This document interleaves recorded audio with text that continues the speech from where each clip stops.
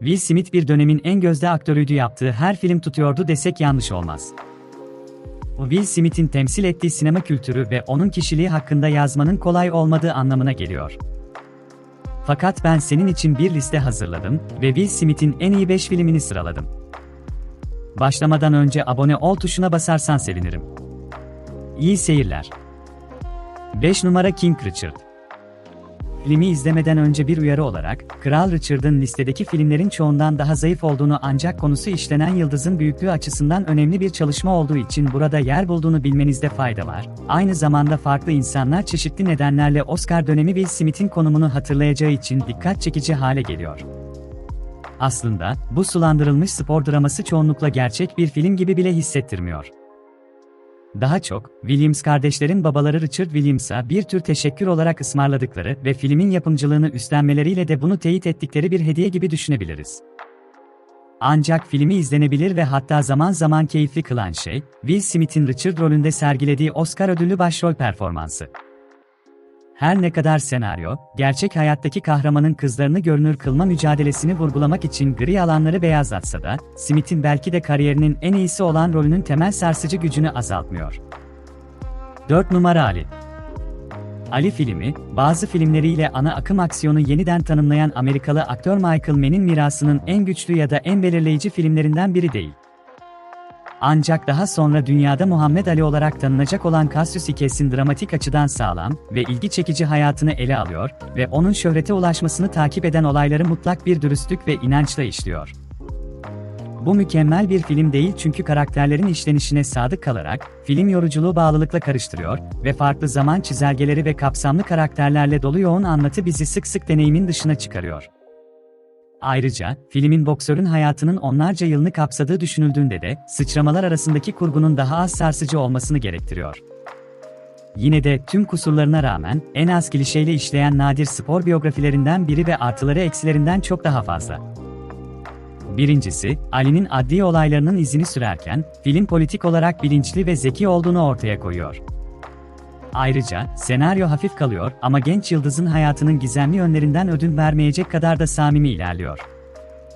En önemlisi, Will Smith hayatının en zorlu performansını sergileme görevini üstleniyor ve bu rol ondan bilindik maskesinden tamamen sıyrılmasını talep ediyor ve sonuçta bunu kabul etmesi çok önemli bir şey, bir meydan okuma. 3 numara Bad Boys. Her ne kadar Bad Boys'un görünümü ve hissiyatı aynı fikirde olmasa da, Michael Bay'in doğduğu bu film o kadar karmaşık bir olay örgüsüne ve o kadar kapsamlı bir kurguya sahip ki, kendi türünün sınırları içinde bile ya çok iyi ya çok kötü olma riskini taşıyor. İşleniş aşırı abartılı, hatta tahmin edilebilir. Ancak, Martin Lawrence ve Will Smith'in kimyasına odaklanmak gibi bir durum, filmin aurasını tamamen değiştiriyor. Film, 20. yüzyılın sonlarının en unutulmaz aksiyon komedileri arasında adını ölümsüzleştirdi. Lawrence ve Smith temelde bu filmin tüm aksiyonunu birlikte taşıyorlar ve aralarındaki kardeşlik duygusunu belirli bir konuya sabitleme konusunda harikalar. Michael Bay ilk filminde, slapstick komediyle radarın dışına çıkmaktan korkmama eğiliminin sevgiyle yapıldığında işe yarayabileceğini kanıtlıyor. Ayrıca Tilion'un genç kız rolünde elinde silahıyla seksi bir savaşçı rolüne geçişini de şahit oluyoruz. Her ne kadar film bir franchise olacağı düşünülerek yapılmış olsa da, film yapımı esasen komik ve erkek aptallığına içten bir övgüde bulunuyor. 2 numara I Am Legend. Francis Lawrence'ın filmi sadece kötü değil, aynı zamanda yanıltıcı bir isim taşıyor bana göre. Will Smith'in idealist Amerikan aile kahramanının sınırları içinde bir iksir gibi çalışan makul derecede güçlü performansı sayesinde, filmin iddia ettiğinin yarısı kadar bile övünmeyen bir kahramana sahip. Elbette, bu kıyamet temelli bir bilim kurgu hayatta kalma gerilimi filmi ve riskler o kadar yüksek ki derinliğe kesinlikle gerek görülmüyor. Ancak, burada inanılmaz bir yetenek sergileniyor çünkü bu, uygulamayı bir kenara bırakmayan ve oldukça eğlenceli ve yetkin olan nadir yüksek oktanlı bir aksiyon filmi. Kendi türündeki kaliteli filmler arasında nadir görülse de, I Am Legend benzersizdir çünkü kısmen kendisini izleyicilerin alacağından daha fazla ciddiye alması nedeniyle tutuluyor. Aptallığın sınırlarını zorlaması aslında bir lütuf çünkü korkunç bir doruk noktasına ulaşana kadar, bize taze patlamış mısır kokan pek çok içerik sunulduğunu biliyoruz. Genel olarak, günümüz standartlarına göre bile iyi ve kararlı bir eğlence ve Emma Thompson'ın sadece birkaç saniyeliğine reklamda oynasa bile onu düşünmenizi sağlayabileceğinin bir kanıtı. 1 numara Men in Black.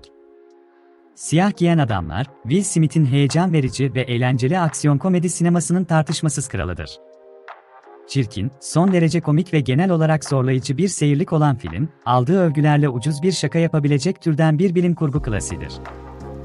Kendinin farkında ve harikadır çünkü senaryonun tanıdık olduğunu ve oldukça klişeleşmiş ve yıpranmış kozmik riskler içerdiğini bilir.